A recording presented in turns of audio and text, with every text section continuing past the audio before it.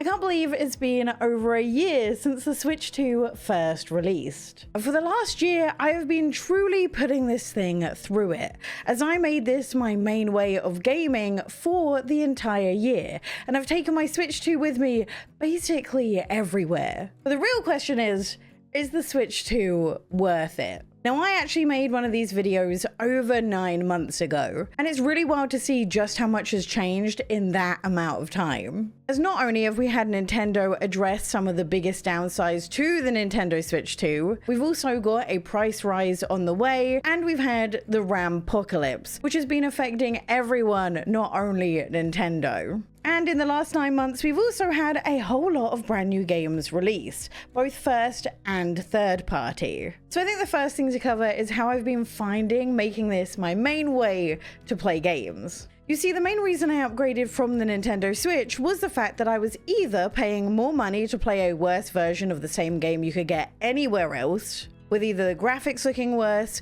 or it just being way more buggy in general, or by the end of the Switch's life cycle, games were just missing the Nintendo Switch entirely. And this is what I was hoping the Nintendo Switch 2 will fix.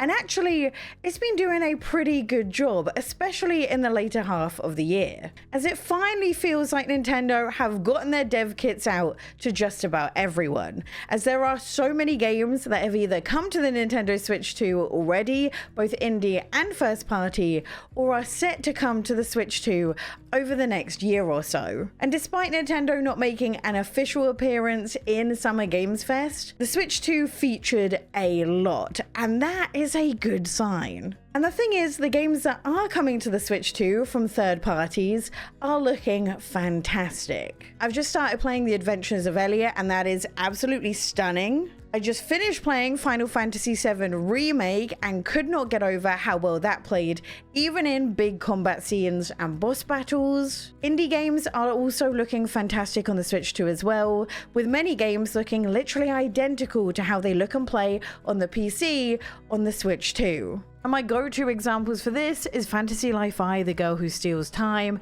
an absolutely incredible game that looks fantastic on the Switch 2, and also Story of Seasons Grand Bazaar. Not only do both of them have noticeable upgrades when it comes to being compared to the Switch version, but I also don't feel like I'm missing out on anything by playing this on the Switch 2 rather than the PC. We also have a lot of third-party and indie games releasing on the Switch 2 on the same day as they release on PC, which again, if you are just using the Switch 2 as your only console, this is massive. And this means that I've really had no big issue in picking up Switch 2 versions of games rather than PC versions. Now, first-party games are probably where the Switch 2 has changed the most in the last 9 or so months. As when I made my last video, there was really only Donkey Kong and Mario Kart as true Nintendo Switch 2 exclusives.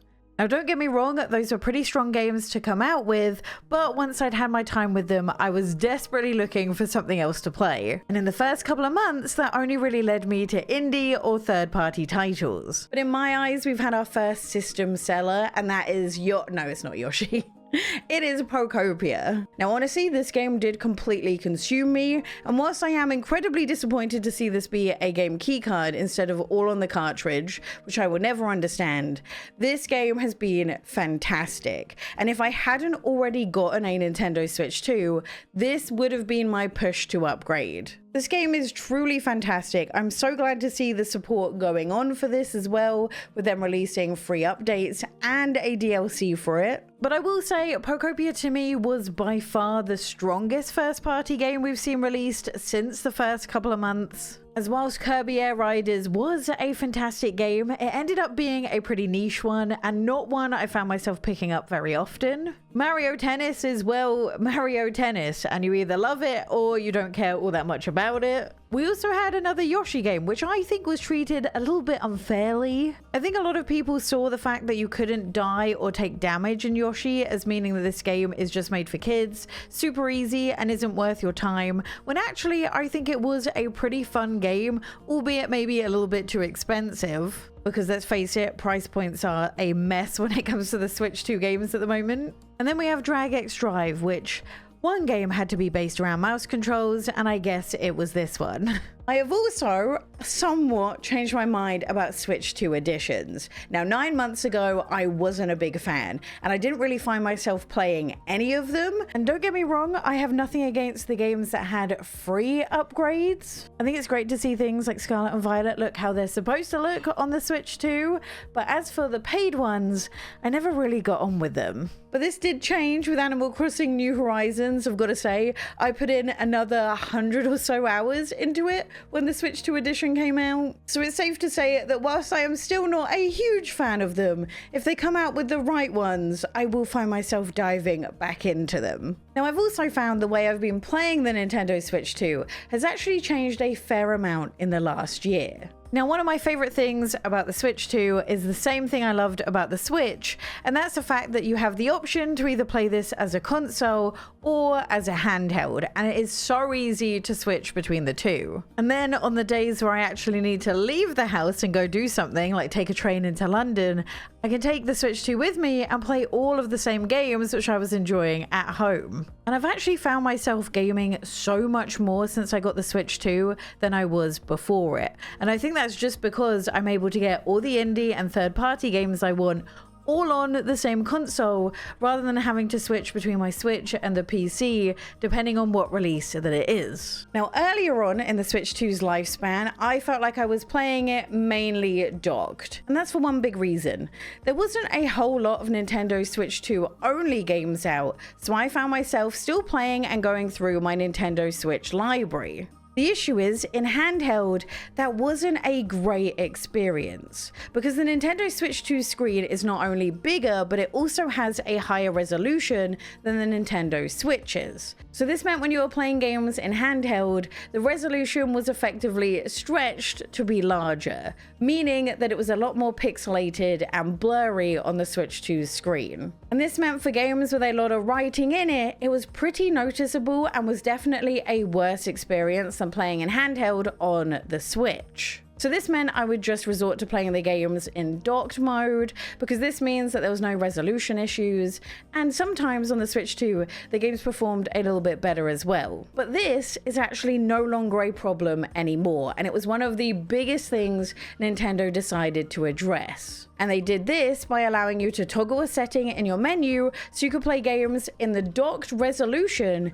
in handheld mode on the Switch 2. So this means that the image is no longer stretched, so it's not blurry anymore, but it also means you get to make the most of the Switch 2's power, allowing the games to run and look much better. And this is massive, because this was one of the biggest drawbacks to the Switch 2, which has now been completely fixed, and meant that I was playing so much more in handheld mode than I was before. This also means that no matter how you like to play the Nintendo Switch 2, if you want to dip back into some of the Nintendo Switch's library and play some of those games, you're going to have a great experience whichever way you choose, regardless of whether it has a free or paid Nintendo Switch 2 version. And even though at a glance the Switch 2 might not feel like such a big upgrade when compared to the Switch, because it has the same home menu and it looks really similar, when you start playing, that's when you realize that this is really a generational upgrade. The resolution bump in docked mode is huge, and I notice it whenever I'm switching back to play a Switch game now. And it's crazy to see just how much this console has been pushed, even just in its first year, with games looking and feeling great. And the same can go for handheld mode. I was originally a little bit worried that handheld mode might feel like a downgrade when compared to my OLED, but the fact that it is noticeably larger than the OLED has only worked to its advantage, as we have not only a bigger screen, but also bigger Joy-Cons that are more comfortable to hold. And even though this isn't an OLED screen, it's by no means a downgrade. I think the HDR sort of makes up for it. I think my main downside with the screen though is that without a screen protector, it is so easy to mark. It's also insanely glossy, so if you go out anywhere that's remotely bright, either bright lights above you or the sun, it's going to be really hard to see the screen even with max brightness set. So that is just something to bear in mind. Now, even though Nintendo managed to fix one of the biggest downsides to the Nintendo Switch 2, that still leaves another one, and that is the battery life. because unfortunately 1 year later it still sucks. Now I can manage to get around 2 to 3 hours out of it in general, but it does mean that whenever I take the Switch 2 with me on the go, I also have to take a power pack with me if I want to be able to actually play it whenever I want to throughout the day. Now there are accessories that you can buy that make this a little bit easier, like Belkin have cases with inbuilt battery packs in them, but it's still probably one of the biggest downgrades if you're someone who had an OLED, because that thing lasted for up to 6 hours. This also means that one of the biggest upsides to the Switch 2, which is the fact that you can just pause a game wherever you are, put the Switch 2 down, and when you pick it up again you can get right back into where you left off, is something I can't actually use, because whenever I put my Nintendo Switch 2 to sleep, it still uses a tremendous amount of battery, especially if the game is running, so I just wind up closing games down entirely and not making use of that feature anymore. Now I was a little bit disappointed about the unboxing experience for the Switch 2, because honestly, once you set it up, it didn't really feel all that different from the Nintendo Switch, as it looks similar and the home screen is literally identical. Now obviously once you turn it on, that's when you realize that this is actually a massive upgrade. But I do wish Nintendo did so much more with the way the Switch 2 looks. The fact that Nintendo have now released 2 different Joy-Con colors and they are still basically the same thing is so frustrating. And whilst I do understand it to an extent, once you put some colored Joy-Cons on the Switch 2, it does really look like a Switch. But instead they've decided to just keep with the boring black and give us nothing else but hidden colors. Now, as you can see, my Switch 2 is definitely not the boring color that it came as, and that's thanks to today's sponsor, dbrand. As not only have they fixed the fact that my Switch 2 looked boring, they also fixed my other issue, which is how the Nintendo Switch 2 feels when you game in handheld for a long time. As whilst it is bigger than the Nintendo Switch, making it easier to play, it is also a little bit heavier, which is why whenever I play in handheld, I use my kill switch. And this is just a grip mostly around the Joy-Cons themselves that not only protects them, but also makes gaming for long sessions so much more comfortable. And as someone who has pretty small hands, I found this grip to be pretty perfect. You can also fully detach the Joy-Cons, which is something that I love, without taking the case itself off. And you can also get stickers that go perfectly with the kill switch as well. And the best part is there is a huge sale happening on the dbrand website right now, where you can get the kill switch bundles with up to $45 off, or up to 11% off things like the skins as well, to make your Nintendo Switch 2 just a little bit better. So be sure to check the link down below to make the most out of this sale. Okay, next up, let's talk about the wear and tear. Because as I said, the Switch 2 has been my main way to game over the last year, and I know a lot of people were worried about things like Joy-Con drift happening, considering it was such a big problem with the Switch. Now, I do want to give the disclaimer that obviously I take a fair amount of caution when it comes to the Switch 2. I have a screen protector on, I have skins on, and I also almost always carry it around with some sort of case. And I also don't have pets or children. So this maybe isn't putting it to the test all that much. So unsurprisingly, mine's currently in a good condition. My screen did get indented from about half a day of not having a screen protector on, which was so frustrating. So definitely something to bear in mind. But so far, no Joy-Con drift, although there is a little bit of wear on the Joy-Cons, which is to be expected.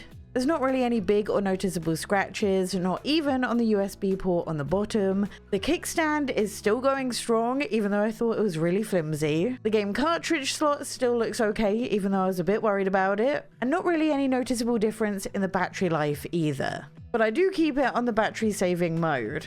I do think though my Pro Controller is looking a little bit more worse for wear. Now to be fair, this Pro Controller gets as much use, if not a little bit more use, than the Switch 2 Joy-Cons. And I think you can see the wear on the top of the stick a little bit more, but you can also see a pretty gnarly scratch I got on it. Now because it is soft matte, that means when you scratch it, it's even more noticeable because it now looks shiny. So you can see pretty clearly here that it's a big old scratch. But despite its damage, I've got to say, I do really love the Pro Controller. controller for the Switch 2, as this is what I use whenever I'm playing in docked mode, and it's really hard to go back to playing with the Joy-Cons after you've gotten this, as it's comfortable even for someone with small hands. It's got every single function you need it to have, and the battery life on this is just insane. One issue I have found more recently in the Switch 2's life cycle is storage space. Now, I think this is also as a result of there being so many game keycards around at the moment, but I constantly find that I am running out of storage. Now, for anyone who doesn't know, a game keycard is a little bit different from a normal physical game, as even though both of these have a physical game inside of them, only one of them has the game actually on the cartridge. Now, the nice thing about game keycards is Nintendo have made them incredibly obvious when they are one. And essentially what this means is that you get a cartridge inside of the box, which you'll need to put into your Switch to play the game. The only difference is when you put this in for the first time, it will then go and download the entire game onto your Switch 2. And even though nothing about the game is on the cartridge itself, you will still always need this if you want to play it. The advantage to this, to something either digital or a code inside of a box, is that you can actually lend this to friends or sell it, and it will work for everyone who has the physical cartridge. Now, I really thought 1 year later we would be done with these, or we'd at least see a lot less of them, but that hasn't really been the case. And if anything, we've seen most third parties starting to use them, and Square Enix has done it for basically every single one of their releases, and even Pokopia was a game keycard. So I've been so disappointed to see it that these are still around 1 year later. And because there are so many game keycards, this means that I am running out of storage all of the time. And whilst I do have a memory card in my Switch 2, it's worth noting that these are so unbelievably expensive. And once you start adding a lot of these accessories up, it does add on to the main price. And one tip for this is the fact that you can just go and archive games that you've either finished or that you aren't really playing. And all this does is it uninstalls the game from your Switch 2, but it doesn't lose the game's data. So your save files will still be safe. The game itself, though, will just have to be re-downloaded if you ever want to play the game again. Okay, next, I want to talk about the Switch 2 gimmicks, because the real question is, are they still gimmicks 1 year later? And I think for the most part, yeah, they're still gimmicks. Now, mouse mode can be argued a little bit more that it's actually being used, especially for management games. And I will say the mouse mode in Pokopia was actually a very nice feature to have and did make certain things a little bit easier. But for the most part, there's very few games that use it. The webcam stuff, however, this is definitely a gimmick, and I would not waste your money on any sort of webcam for your Switch 2. Even when I play games with my friends, we still just use Discord over anything native in the Switch 2. Okay, next up, let's talk about the future of the Nintendo Switch 2. Now, as we already know, there is a $50 price increase coming in September, thanks to AI. But one of the reasons this video is actually a little bit late is because I wanted to wait for the big Nintendo Direct to have happened, so we would have some sort of idea as to what to expect from the Switch 2 going forwards. Because up until we had that Direct, we really didn't know a whole lot about 2026, let alone 2027. The only issue is, even after that Direct, we don't have a great idea still. I think it is worth mentioning that Nintendo has changed the way they do Nintendo Directs. Earlier on in the Nintendo Switch's lifespan, Nintendo were fighting for their lives to prove to everyone that the Switch was not just another Wii U. And because of that, not only did they stack up year one for the Nintendo Switch, with there being both a Mario and a Zelda pretty close together, but Nintendo also had a habit of doing their one more thing that was basically just a tease for a game that would be sometimes pretty far away from releasing. They did this with Animal Crossing, and they also more notably did this with Breath of the Wild, that they first teased in 2014, and we wouldn't get the game until 2017. But thanks to what happened with Metroid Prime 4 and also the sheer number of leaks going on at the moment, they have seemed to change their strategy. And Ocarina of Time is a good example of this, because we got this first teased less than 6 months before it's going to release, which is actually kind of crazy. Like, we know nothing more about this game other than what Link looks like sleeping, and yet I couldn't be more excited. So this does mean that even if there is a new Mario or a new Zelda title, we might not know about it until 6 months before it releases, which is great if you're impatient, but also means that Nintendo Directs maybe aren't as hype as they felt like they were when Nintendo were just announcing all the big things that they had planned for the next couple of years. And the reality is, we will see a new mainline Mario, we will see a new Zelda, and a new Animal Crossing. It's just a case of when we will see them and not if. And obviously right now we still do have a lot of things to look forward to. We have a brand new Fire Emblem game which is looking absolutely gorgeous coming out later this year. We also have Ocarina of Time, and hopefully we'll get some more information about that game sometime soon. 2027 will bring us a new Xenoblade, which, as a lover of the Xenoblade franchise, I am so excited for. We even got the confirmation that the brand new Kingdom Hearts will be coming to the Switch too. And of course, the game we're all eagerly anticipating, Switch Sports Resort, where you can stand next to someone and thumb wrestle in a game. We also have indie games that are looking very strong on the Switch 2 for the next year or so, with a lot of Switch 2 versions already confirmed for games like Voodoo. Out of Words is coming to the Switch 2 as well, which looks so interesting. We're also getting Orbitals as a Switch 2 exclusive, which I have actually played and can't wait to share my thoughts on. Rayman Legends. And I actually think one of the biggest advantages to owning a Switch 2 this early on is the fact that you can watch a Nintendo Direct and actually be excited for everything.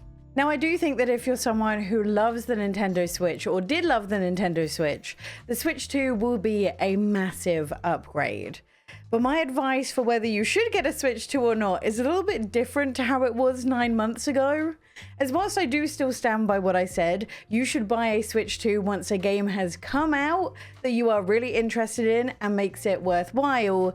Things get a little bit more complicated when it comes to the price change. You see, as I mentioned earlier, the Switch 2 is going up in price in September this year, which does mean that if you think you might like a game that has gotten announced, it might be worthwhile buying before the price increase rather than after it. It's also worth bearing in mind that a lot of games are currently releasing on both the Switch and the Switch 2, and the Switch 2 versions are looking and playing a lot better than the Switch versions. So upgrading would allow you to access the better versions of some of the dual releases that are upcoming as well. The other thing to take into account is we really don't know what the future of the Switch 2 holds. There hasn't been any confirmation that this will be the last of the price increases, as all the other consoles have increased their price by a lot more than the Switch 2 has. We also have no idea if we are expecting a Switch Lite or an OLED version this time around, because again, everything is just so different. So really, I think it comes down to whether there are games that you want to play that are just on the Switch 2. But I will say, if you do choose to upgrade, I really don't think you're going to be disappointed. I have loved my time with the Switch 2 so far.